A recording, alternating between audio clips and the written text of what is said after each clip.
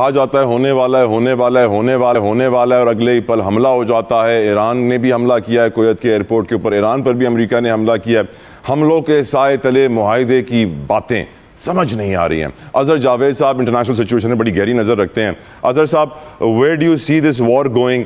Marco Rubio कहता है एक तरफ के मुआहदा होने वाला है, उनके मुल्क में उनको बड़ी मुश्किलात का सामना है, नवंबर में मिड टर्म इलेक्शंस हैं। How do you read the situation Azhar Javed साहब? कि इस वक्त सूरत हाल ये है कि ईरान की जो मुज़ाहमत है उसने बड़े बड़े जो ये अपने आप को सुपर पावर समझते थे, उनको इस वक्त ऐसी पोजीशन पे लाद के खड़ा कर दिया है कि वो इस वक्त ईरान के हाथों मजबूर हुए हैं। ईरान के साथ जो वो शराइत रखना चाहते हैं, ईरान वो कबूल नहीं करता, और मेरा ख्याल है सही कबूल नहीं करता कि एक मुल्क, आज़ाद मुल्क जिससे आप हर हक छीन लेना चाहें और उस पर वो पाबंदियाँ इम्पोज करना चाहें, तो मेरा ख्याल है कि ये एक राइट है ईरान का। और दूसरी तरफ सबसे बड़ा इशू इसराइल है। इसराइल जो है वो अपने मकासद, जो मज़मूम मकासद है, उनको पूरा करने के लिए सूरत हाल को बेहतर नहीं होने दे रहा। इस सारी सूरत हाल में अमेरिका फंस चुका है। जब तक वो इस जंग से नहीं निकलता, हालात इसी तरह उनके अपने मुल्क के अंदर भी, जो अभी मिड टर्म की आपने बात की, वो भी हो रहे हैं, और इस सारी सूरत हाल में इसके अलावा पूरी दुनिया मुतासर हो रही है। और इस जंग ने पहली दफ़ा अमेरिका को आलमी सतह पर तनहा भी किया। यूरोप के ममालिक इसके साथ नहीं खड़े, और सिर्फ नुकसान गल्फ़ के जो कंट्रीज़ हैं उनका हो रहा है ज़्यादातर। अभी आपने कुवैत की बात की, कुवैत पर हमला हुआ, उसके एयरपोर्ट पर हमला हुआ, और आपने यूएई के भी मामला सबके सामने है।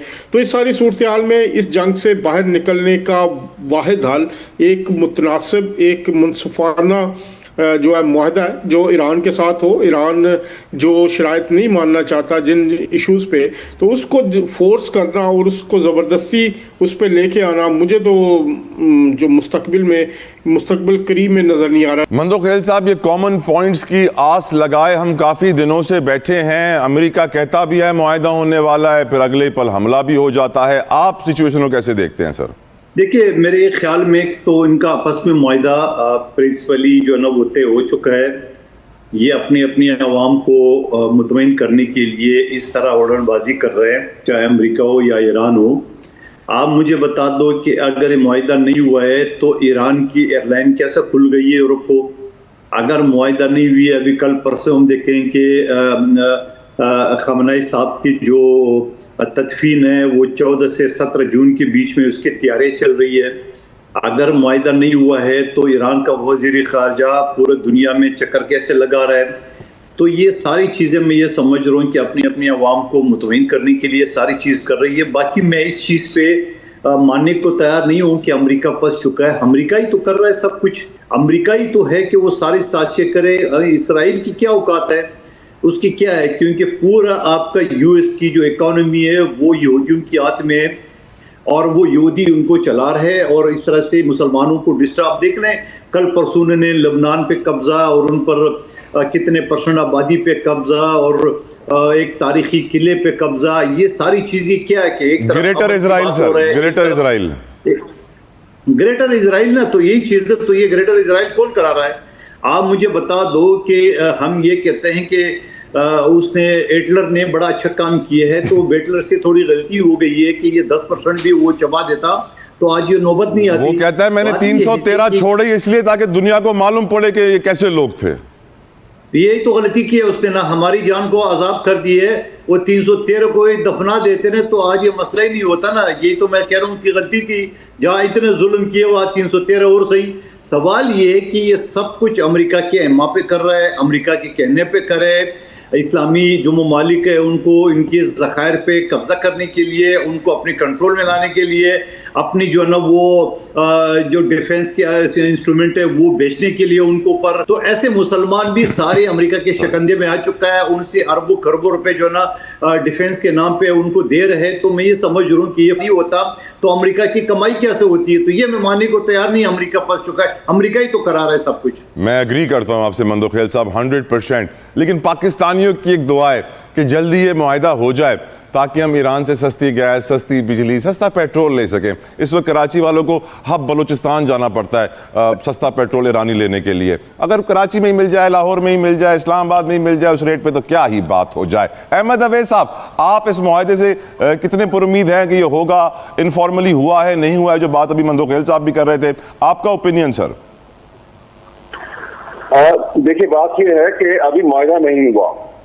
बात यह है कि जो कंडक्ट रहा है असल में किसी भी एतबार से, असल में इंडिया अमेरिका के अंदर जो इजराइल की जू लॉबी जो है वो इतनी मजबूत है और इतने बासर तरीके से फैली हुई है, वहां पर कंट्रोल करते हैं वो फाइनेंसिस को भी और मीडिया को भी। लिहाजा उनके इसरार के ऊपर और ये ट्रम्प से ये काम करवाया गया था इस अंडरस्टैंडिंग पे, और ने उसके जेब में था ट्रम्प के कि वर्ल्ड सुपर पावर है वो, और इतनी ताकत उसके आगे है कि कोई इस बात से, इस तस्वर से ही सरेंडर कर देगा कि वर्ल्ड सुपर पावर लड़ने के लिए आ गई है। लेकिन ईरान को अंडर एस्टिमेट कर गए वो, उनको अंदाजा नहीं था, उनका ख्याल था कि उनकी सारी फर्स्ट लाइन लीडरशिप को ये शहीद कर दिया उन्होंने और उसके बाद कोई पीछे रह नहीं जाएगा मुल्क चलाने वाला, और अवाम और कौम इनकी फौज जो है ये इमीडिएटली सरेंडर कर देगी और ईरान सरेंडर हो जाएगा तो फिर अमेरिका का और इजराइल का सारे मिडिल ईस्ट के ऊपर एक तसल्लुत हो जाएगा। वो बात सारी उलट हो गई। अब हालात ये है कि ईरान जो है वो एक ताकत बन के उभर गया मिडिल ईस्ट में। ईरान अब एक रिकग्नाइज मिलिट्री पावर की शक्ल के ऊपर सामने आया और उसने साबित कर दिया कि वो सुपर पावर के साथ किस तरीके से लड़ा और क्या सूरत हाल सामने आई है।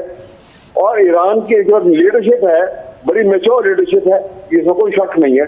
उन्होंने ये बार बार ये कहा है कि ट्रम्प इतना जो है इम्पल्सिव नेचर का आदमी है कि इसकी बातों पे हम बिलीव नहीं कर सकते अनलेस कि जैसे कल वो खबर आई थी, जैसे अहमद साहब कल वो खबर आई थी कि ट्रंप ने नेतन्याहू को पागल और जंगी जुनून में मुब्तला करार दे दिया।